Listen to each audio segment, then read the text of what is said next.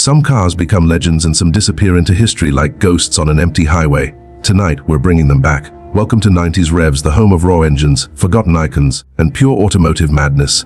Before we start, hit subscribe because every single subscribe supports the insane amount of work behind this channel. And trust me, videos like this are built with passion. Late nights and way too much gasoline. Now get comfortable because these are the top 5 rarest American cars of the 1950s. Machines so rare, so outrageous, and so beautiful. They make modern supercars look almost boring. The Chevrolet Corvette Stingray. Just saying the name feels dangerous. This wasn't just a car. This was America waking up one morning and deciding it wanted to punch Ferrari directly in the face. And honestly, this thing still looks more dramatic than half of the cars rolling out today. Look at it. Long hood, aggressive stance, curves everywhere, and those hidden headlights that make it look like it's plotting something illegal at 2:00 a.m.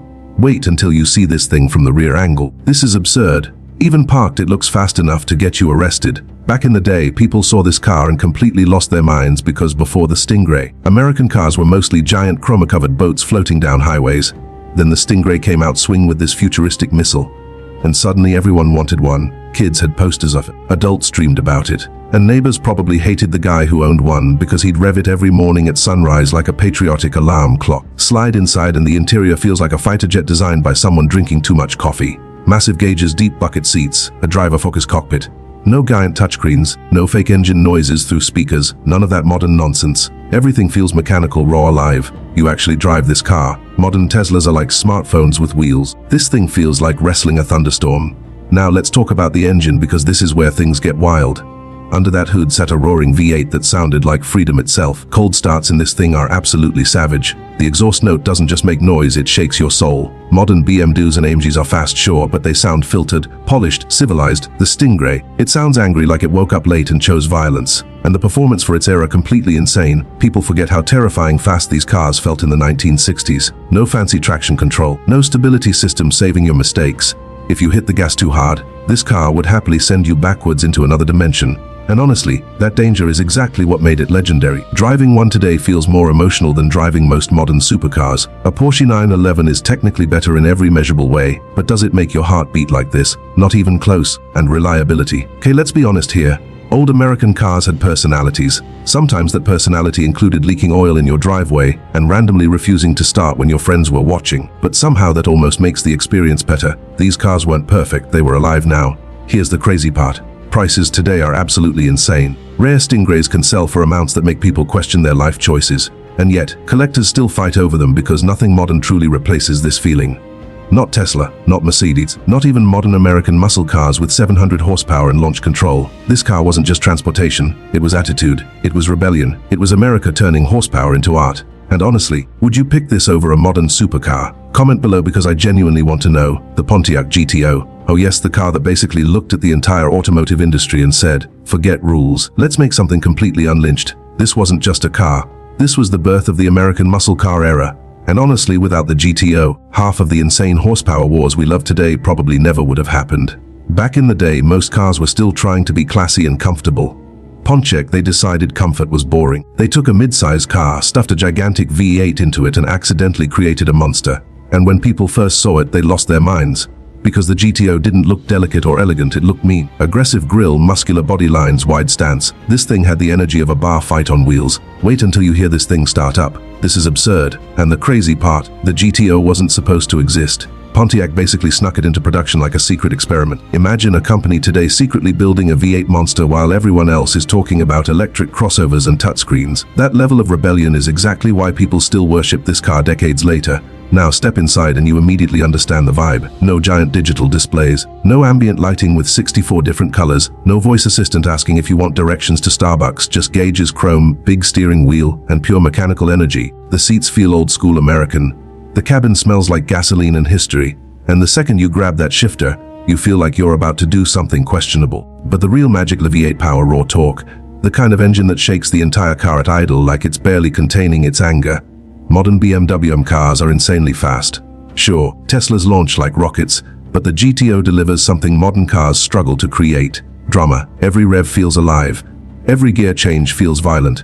And the exhaust note, absolute chaos. It doesn't sound engineered, it sounds unleashed. Driving it is hilarious and terrifying at the same time. There's body roll everywhere. The steering feels heavy and the brakes politely suggest slowing down instead of actually forcing it. But somehow that's exactly why it's fun. You're not driving a computer. You're managing a giant V8-powered animal that constantly reminds you it could kill you if you stop paying attention.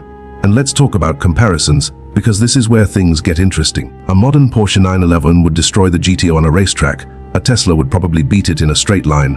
A modern Dodge Hellcat has more horsepower. But here's the thing, none of those cars feel like this. The GTO has soul, it has imperfections, it has attitude. Modern cars are almost too perfect now. This thing feels rebellious in a way modern performance cars simply can't replicate. Reliability, well, let's just say classic American muscle cars liked attention. You didn't own a GTO casually. You maintained it, listened to it, argued with it, probably spent weekends fixing random problems with your friends, and somehow that became part of the experience. Today, clean GTOs are worth serious money, and collectors chase them like treasure, because this wasn't just another old American car. This was the moment America discovered horsepower addiction, and honestly, would you take this raw V8 monster over a modern luxury performance car? Comment below because I need to know. The Shelby Cobra 427. This car is completely insane. No, seriously, this thing feels less like a car and more like a rocket engine accidentally attached to four wheels. And the craziest part, it was created during a time when safety regulations were basically just a handshake and a prayer. Carroll Shelby looked at a tiny lightweight sports car and thought, you know what, this needs an absolutely gigantic V8. That decision created one of the most terrifying and legendary machines America has ever produced. The first time you see a Cobra 427 in person, it doesn't even look real. The body is tiny, aggressive, and ridiculously low to the ground. Massive fenders, side exhaust pipes hot enough to cook dinner, and a stance so wide it looks like the car is flexing at you. Wait until you hear this thing start. This is absurd. Modern supercars try so hard to look intimidating, but the Cobra doesn't try at all. It simply exists and everyone nearby immediately understands danger is involved. Step inside and it's pure chaos. Tiny cabin, bare metal, minimal comfort, no giant infotainment system, no driving modes, no heated cup holders because apparently modern cars think we're living in luxury hotels now. The Cobra gives you gauges, pedals, a steering wheel, and enough horsepower to completely ruin your weekend if you get overconfident. Honestly, getting into this car feels like signing a legal waiver with your soul. Now, let's talk about the engine because this is where things become completely ridiculous. The 427 cubic in V8 was an absolute monster. The kind of engine that shakes windows, rattles your chest, and scares small children from 3 blocks away. The sound isn't just loud, it's violent. Modern AMG engines sound refined. Modern BMW M cars sound engineered. Teslas make spaceship noises. The Cobra 427 sounds like a thunderstorm fighting a volcano. Cold starts in this thing probably caused earthquakes back in the 1960s, and driving it, this car does not care about your feelings. Zero traction control, zero stability management, tiny lightweight body mixed with gigantic power equals pure madness. You touch the throttle and the rear tires immediately begin negotiating with God. This thing became famous because it was brutally fast and unbelievably difficult to control. Even experienced drivers respected it because one bad decision could send you backwards into a cornfield before you finish saying American horsepower. What makes the Cobra so legendary is the feeling. Modern Porsche models are incredibly precise. Ferraris are technological masterpieces. Teslas are insanely quick. But the Cobra feels alive in a way modern cars simply can't replicate anymore. It vibrates, shakes, growls, and constantly reminds you that danger is part of the experience. Every drive feels like an event. And reliability, well, let's just say this wasn't built for calm daily commuting. These cars demanded attention, maintenance, and bravery. But nobody bought a Cobra because it was practical. You bought it because you wanted adrenaline in physical form. Today, original Shelby Cobra 427s are worth absolutely insane amounts of money. We're talking numbers so high they make modern Lamborghini prices look reasonable. And honestly, it makes sense. This isn't just of automotive mythology. The Cobra 427 wasn't designed to be safe, comfortable, or logical.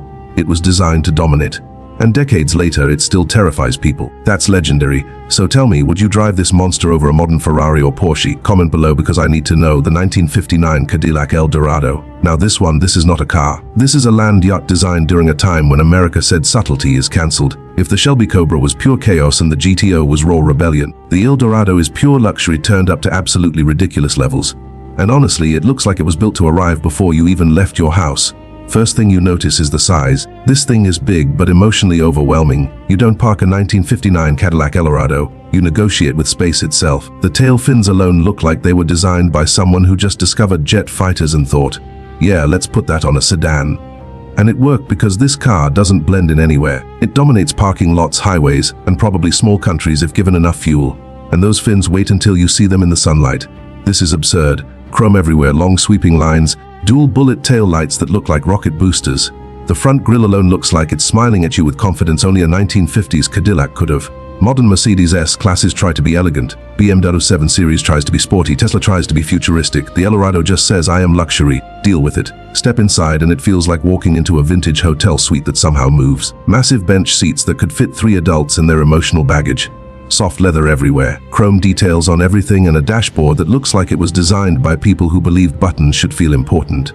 There are no screens, no distractions, no software updates, just pure analog luxury. You don't drive this car, you float in it. Now, let's talk about the engine. Because underneath all this glamour is still American muscle, a big V8 with smooth, lazy power delivery. This isn't about speed, it's about effortless motion. You press the gas and the world gently moves out of your way. Modern BMW cars feel sharp and aggressive. Mercedes-AMGs sound explosive. Teslas feel instant.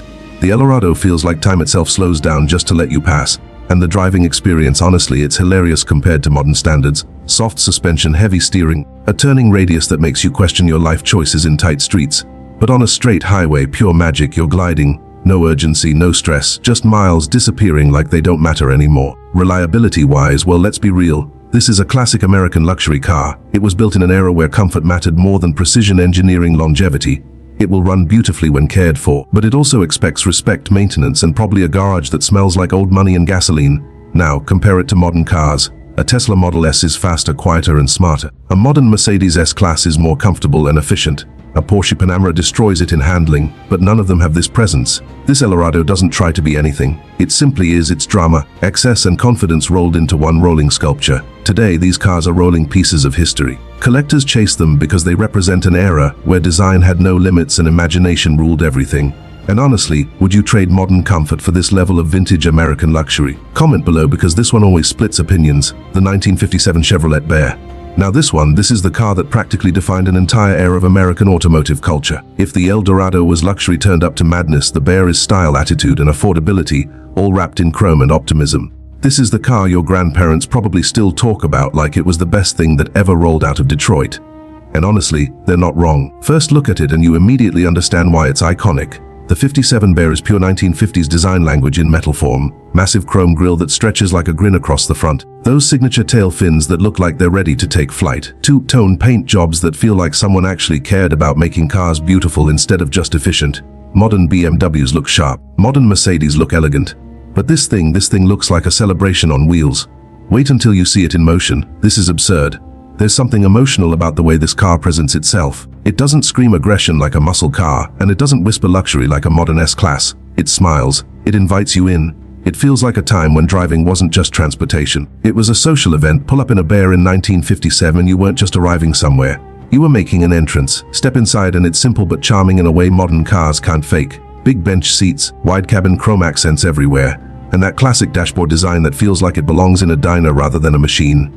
No screens, no driver modes, no voice assistants arguing with you about your destination, just pure mechanical simplicity. You sit in it and immediately feel like life was slower, more relaxed, and somehow more meaningful.